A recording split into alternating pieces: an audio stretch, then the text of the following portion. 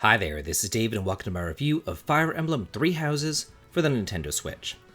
I'm going to come right out and tell y'all straight up that I definitely have a love-hate relationship with the Fire Emblem series. That being said though, I have played every single game here, mostly through emulation so that I could take advantage of the save states because of that god-awful permadeath. I hate permadeath, and I hate incredibly hard JRPGs. And believe me, the series has evolved quite a bit from its NES origins, and I've enjoyed some more than others. However, I will say this, once casual mode was implemented, the series got so much better. Upon starting the game up, you're immediately thrown into a traditional Fire Emblem battle, which is exactly what I was expecting. But then, instead of just kind of going into the next battle like you normally do in the older games, you're instead thrust into a school setting where you're asked to become professor to one of three houses of students. Which house you choose here is of the utmost importance, because while at first the stories will remain much the same, later on, the three paths will diverge and give entirely different storyline experiences. Personally, I joined the Blue Lion house because I'm a sucker for a hot blonde, and I got the added bonus of a super cute redhead too. As a professor, it's your job to instruct your students in the ways of combat. This is easy enough to do. You pretty much just set which stats you want them to train in and then just kind of forget about it. Each character can learn two different skills at one time, and while they each have their own specialities, you can make them focus on whatever skills you want. It is completely up to you. The students are likable, although many of them seem to just kind of be throwaway anime tropes. However, the one character that I really didn't like was the actual hero himself. There's just something about him. He looks kind of soulless and odd. The more that I look at him, the more that I'm reminded of the main character in the Shin Megami Tensei Nocturne game. He's silent, creepy, and kind of like demonic looking. Maybe it's also because he's silent, but I don't know, I just couldn't connect with the guy. Y'all must know the old saying, don't judge a book by its cover. Well, that's definitely the case here. I may be in the minority, but personally I am sick to death of these high school JRPGs. They drive me crazy. Back on the NES, SNES, and PlayStation 1, and even the PlayStation 2, it was the exception to have a JRPG that took place in a school. But nowadays it seems to be the rule, and I'm so tired of it. Maybe I was jumping the gun at the time, but upon seeing that I was in a school, I wanted to turn the game off. Because I was like, whatever happened to adults acting like adults and solving adult problems? Why is it always teenagers nowadays?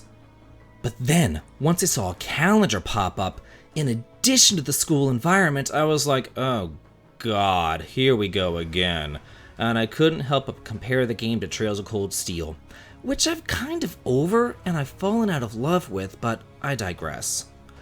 Wandering around and exploring the school actually really isn't all that bad though, because you're not bogged down with excessive dialogue, and the fast travel system implemented is just perfection. You can literally go anywhere and everywhere with the click of a button, and the side quests are clearly marked and they're warpable as well. Honestly, after I got my bearings the first time around the school, I realized that I could literally finish up all the exploration, fishing, side quests, and gardening in like 10 minutes. This wasn't going to be an hour-long slog every single time.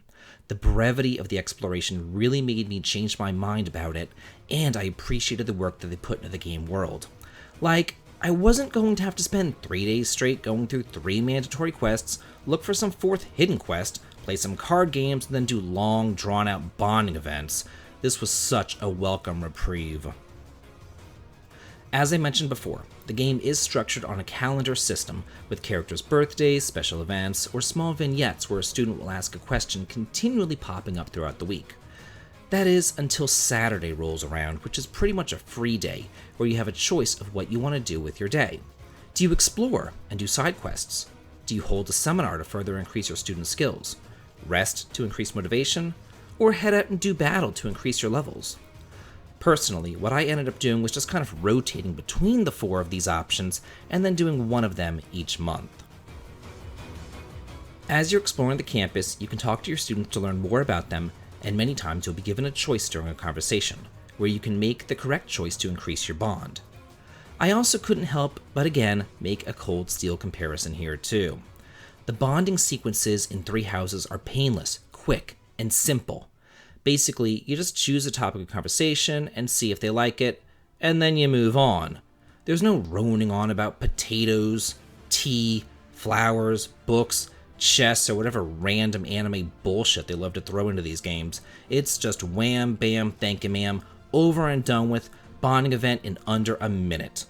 The more you explore and bond with your students, the higher your professor level will rise, and as the level goes up, your reputation increases, and you'll be allowed to access more areas of the campus and have additional bonuses and recruitment options too.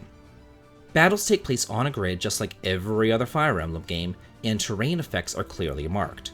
It also seems to me that the whole weapon triangle has been discarded, and the damage that you inflict is pretty much just strictly based upon your attack power versus the enemy's defense power. However, the game still can be hard, so I highly recommend playing in casual mode. That way if somebody does die, they'll be revived at the end of the battle.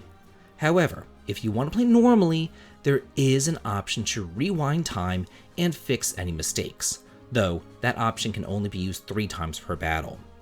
There's many customization features and quality of life improvements as well, such as turning off battle animations, removing the grid, and completely skipping watching the entire enemy's turn. I loved this. I definitely went ahead and made my battles as fast as humanly possible. The story is fully voice acted, well told, and pretty captivating, mostly told with absolutely beautiful animated cutscenes. If you're a fan of strategy RPGs or even just JRPGs in general, I would definitely recommend picking up this game. It seems to kind of have the best of both worlds insofar as the tried and true tactical turn-based battle system, great quality of life improvements, proper exploration, and character-driven stories. Not to mention that there are 3 different sets of characters to use along with 3 different storylines to play through, and you don't even have to buy DLC for all this. Fire Emblem Three Houses is a throwback to the good old days of gaming where developers respected your time and gave you good bang for your buck. Well, that's it for my review of Fire Emblem Three Houses. How did you feel about the game? Do you agree or disagree? Let me know in the comments. And if you like this video and what I do here on the channel, please consider supporting me on Patreon, heading on over to Twitch for some streaming, or joining the Discord channel to chat and hang out. The links to them can be found in the video description. This has been David. If you like this, please like, comment, and subscribe, and have a good day.